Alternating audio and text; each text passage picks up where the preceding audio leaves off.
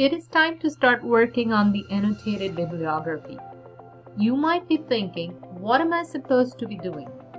To fully understand this assignment, you will first have to understand the quantitative literacy QL essay assignment. Now let me bring that prompt up.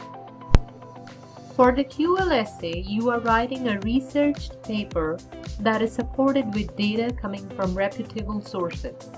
You will examine and use data in rhetorical contexts.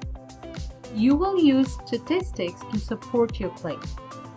For the QL essay, you have the freedom to choose a topic of your liking.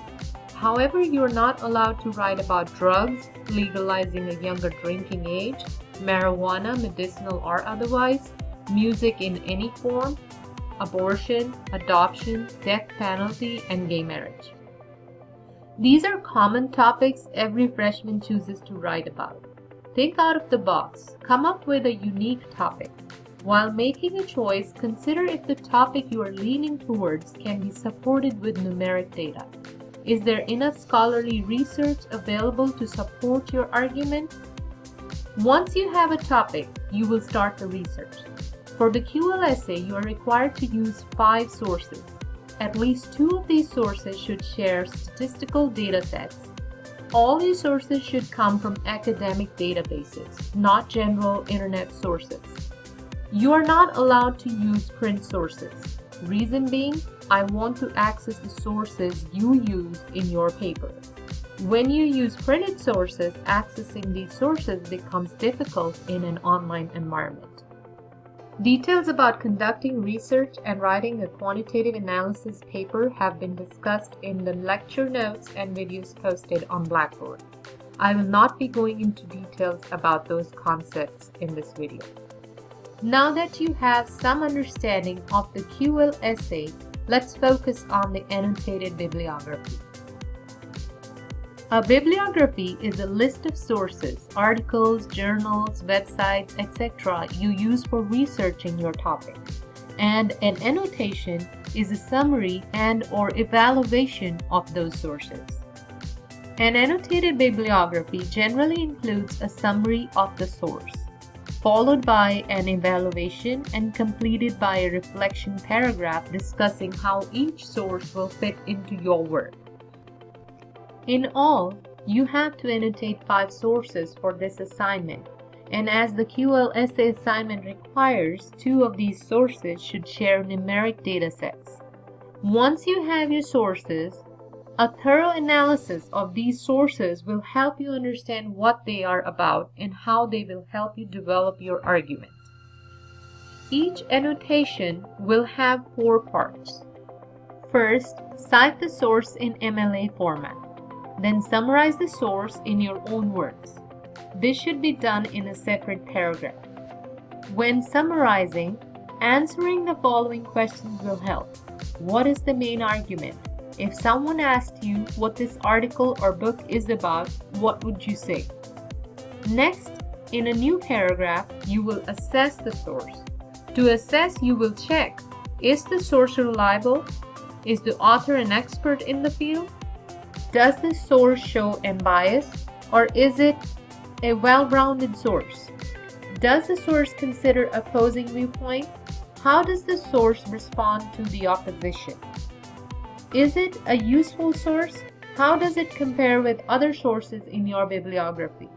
What is the goal of this source? You do not have to answer all these questions, but these questions will help you get started. In the last paragraph, you will reflect on the source. How is this source helpful to your topic? How will this source assist in shaping your paper? How can you use this source for your research project? Has it changed how you think about your topic? For more information on how to write an annotated bibliography, read the lecture notes, videos, and the example assignment posted on Blackboard.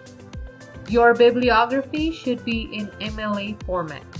Let us look at how the format will look like by checking the sample assignment. The first thing we notice here is the title block and the running header. The title block will provide the information in the same way it has been shown here.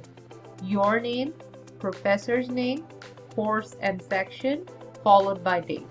The date should be written in the same format as shown here. The running header should start from the first page itself and go all the way to the final page. The running header should include only your last name and page number. Double space the title block and the citation, but single space the summary, assess, and reflection paragraphs. Double space within paragraphs. Use Times New Roman font size 12. So just like shown over here, double space citation followed by summary paragraph. If single spaced, double space between paragraphs, then again single space within the paragraph, and so on. Provide detailed answers, about 150 words for each category. However, the reflection section can be about 70 to 100 words. Each category should be addressed in separate paragraphs. All text, including the paragraphs under the citation, should be indented. Only the author's last name or the title of the article that you begin your citation with should be flushed all the way to the left. Following MLA guidelines, sources should be listed in alphabetic order. As far as the type of sources is concerned, all your sources should come from scholarly databases. Do not use print sources. I already explained why. Use full text, not abstracts. Failure to follow these instructions will result in an F for the assignment grade. Provide the exact and complete URL for all the sources you use. Failure to do so will result in negative 10 points.